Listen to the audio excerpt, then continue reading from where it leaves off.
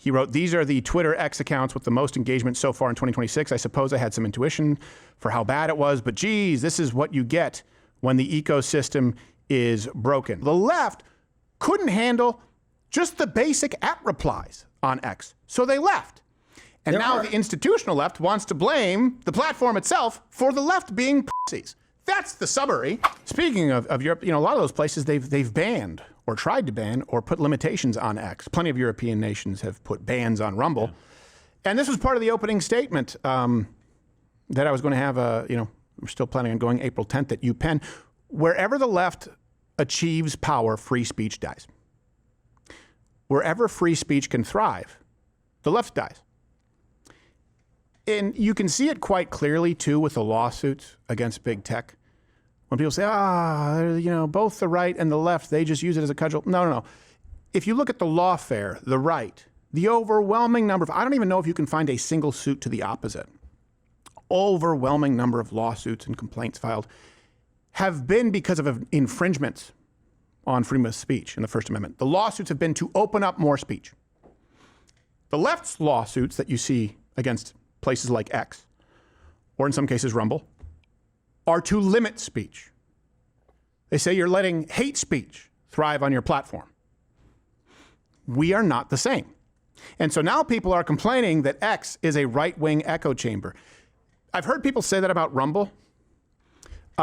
If you are watching and you are a leftist, I don't care if you are the Young Turks, if you are insert whoever here, I don't know, a Hassan guy who supports the communist regime in Cuba, you're just as free to upload to Rumble or post on X as I am. Guarantee you won't be banned. Can we say the same for those on the right? On Facebook, Instagram, TikTok, Meta, Twitter before it became X. That's right, there was a Department of Misinformation. That's right, the Hunter Biden laptop story was censored. That's right, doctors were removed. Pre-vaccine for offering supplementary treatment with a novel virus. Right? So rather than going, hey, there's at least one spot where everyone can have these conversations, what inevitably happens is leftists leave. They try to take their ball and go home when they don't have control. And the left then points and goes, look, this platform is a hate speech platform. Well, how convenient. So Nate Silver, who did a horrible job with this, just a horrible job. I remember the bumper stickers, trust Nate Silver, going into the 2016 election. No. We're a far cry from that. He posted this bubble chart yesterday. Ooh, pretty. And kind of talking about how there's a lack of diversity, or at least with the interpretation, diversity of thought on X. He wrote, these are the Twitter X accounts with the most engagement so far in 2026. I suppose I had some intuition for how bad it was, but geez, this is what you get when the ecosystem is broken. Tracks like engagements, likes, retweets, stuff like that. Few issues that clearly make this wrong. Well, number one, Elon unbanned a lot of accounts, right? This is going to be biased when you then see the left abandon X for BlueSky somewhere else. The left decided to leave X. It's not that they've been banned. People were unbanned and the left said, oh, I don't want to have to deal with people who were wrongfully banned. So they left.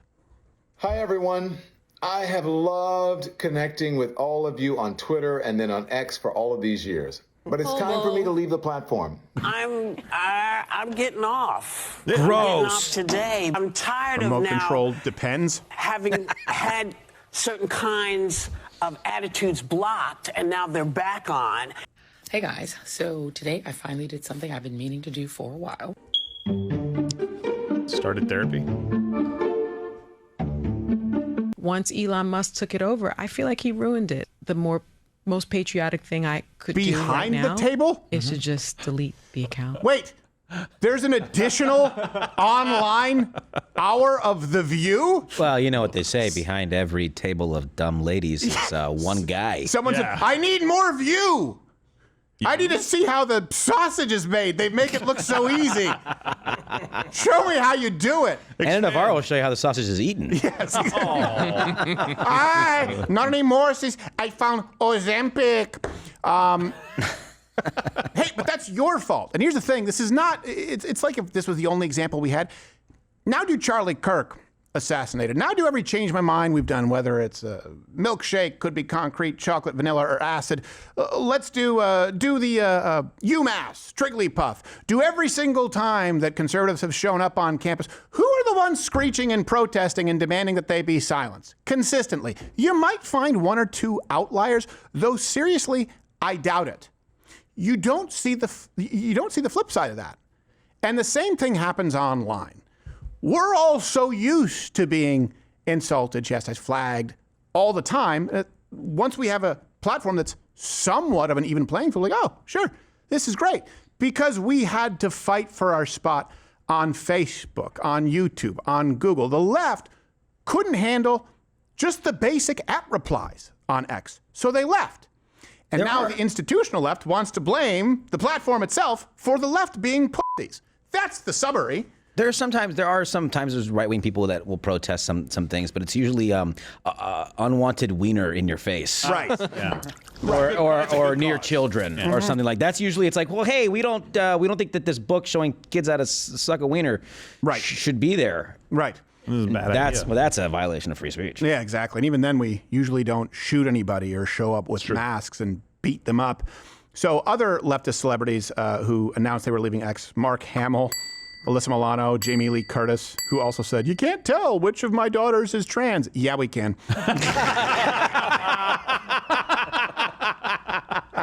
Go back to your Activia commercials till you shit your pants. It depends. Stephen King left. Got a kid looking like Michael Myers. Yeah. Then returned. Then you had a bunch of news outlets that abandoned X. Can someone give me any reason? Any reason for NPR, PBS, The Guardian to leave one of the major social platforms? Any valid reason other than they are cowards? And I know NPR, I think it's 92% of their employees give to the left. They receive a huge public. Yeah. There's a P in two of those. Public. Like, you're supposed to try to reach the public, not one section of the public. No, here's the thing, too. The left doesn't try and reach the public. They don't actually want to be in the battlefield of arguments. Why? Because they lose. What they want to do is have a third party bomb the whole battlefield. That's what they want. That's what you see with UPenn. They want to control it. They want to put on stipulations.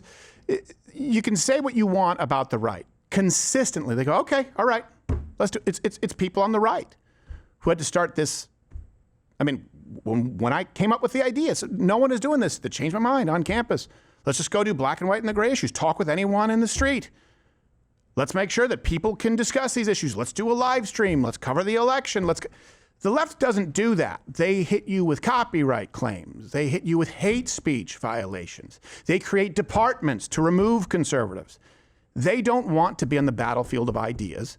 They're not used to it. Especially publicly like that on X. Right. They share an article that's some stupid idea about wieners in a locker room, and then right-wing accounts share it and go, look at how stupid this is. Look at how stupid this writer is and this publication is. And then they go, shoot, we look stupid. Yeah.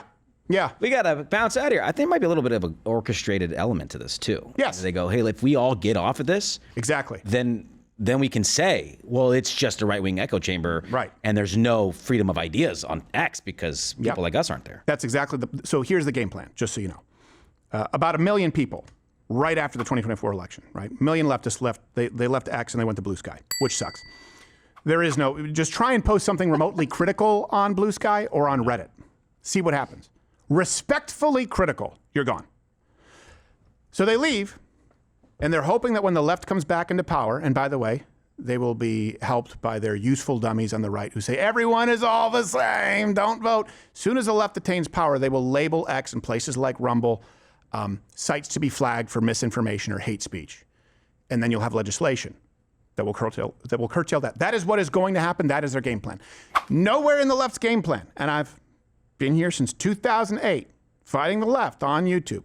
Nowhere in their game plan will you find included arguing ideas. Systemically, you'll find individuals. We're talking about the systemic approach. Number two, another problem with Nate Silver's thing here. There is, by the way, more diversity of thought on the right. So if you look at even his chart, and by the way, there's a bunch of clickbait crap on there too. I get it. It's not something that I look at and I go, oh, these are all great accounts. But they don't all share the same perspective, to be clear. It's not the same as you would find on BlueSky. So the right has remained pretty consistent. The left has moved further and further and further and further and further left to the point where when they are in charge of institutions, you have not one but two men beating the hell out of women at the Olympic boxing events. And number three, the graph just has some flat out, like, it's just not correct. Yeah. So they listed as neutral Adam Kinzinger, Russia Today, What? Al Jazeera, Jimmy Fallon. That's one's just because I don't like him. The worst one is Adam Kinzinger. He is, I mean, Russia Today, I know you'd think no, but no. And then they listed as right wing Thomas Massey, Pierce Morgan, Jackson Hinkle. Oh, geez. Jackson Hinkle. How's that even possible? Isn't he a self-proclaimed communist? Yes. He simps for Iran. He simps for China. He simps for anybody who sucks.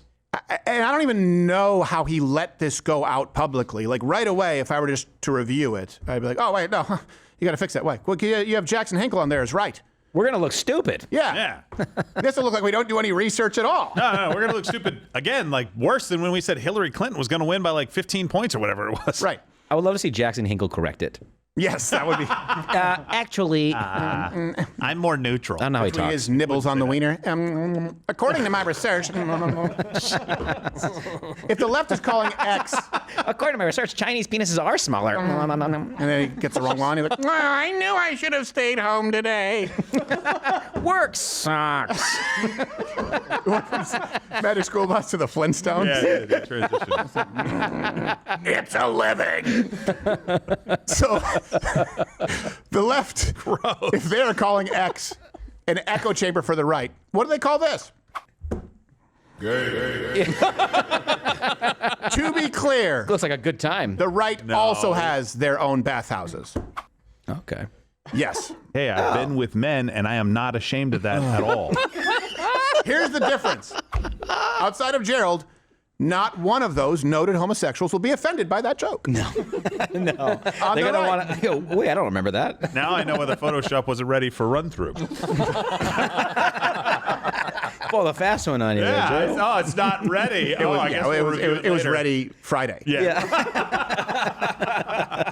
But this is when I the hate all left of you. attains power, free speech dies. If free speech is allowed to thrive, the left dies.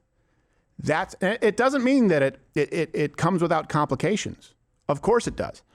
Anytime you allow more freedom, and certainly freedom of speech, you're going to get more arguments, you're going to get more conflict, you are going to get more bad actors, you are going to get more misinformation, but you also are going to get the only self-correction mechanism that we know of at this point in time.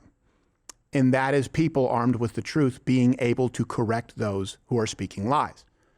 The left has no ability to do that. That's the big difference. In other words, you'll see people on the right say, and by the way, the French Legion in Egypt, and they're the ones who killed Charlie Kirk. You'll see some people, but then someone will go, no, hold on, that doesn't make sense, and they will correct them. The left will say the Hunter Biden laptop is disinformation, and all platforms will ban it. The left will say Donald Trump said very fine people referring to neo-Nazis, and none of them question it. And they won't even allow a guest on the platforms to go, hold on a second, rewind that tape about 20 seconds. They have no correction mechanism for misinformation. So let's assume misinformation, just for the sake of argument, exists on both sides. It's 50-50, left and right. Who do you think is going to be able to correct it? Which side will be able to, if eventually, get to the truth or the right answer? It's not possible on the left. That's why they evade speech, debates, open dialogue. And the right lives for it. We are not the same. And we have a country that is distinctly right-wing in comparison to pretty much all other countries, certainly as it relates to individual freedoms, that people flock to because of that. Hey, if you're still watching this, you may be one of the 6 million or so subscribers on YouTube who is, for one reason or another, I don't understand it, still here. So back in the day, I would say click one of these videos and subscribe, but really just head on over to my channel on Rumble. Follow me there. I'm live 5 days a week, 11 a.m. Eastern, and I actually say the things that I mean to say. On YouTube, it's everyone here is kind of neutered, really. And there's just a general lack of testicular energy, but I mean that in the heterosexual way. Mostly.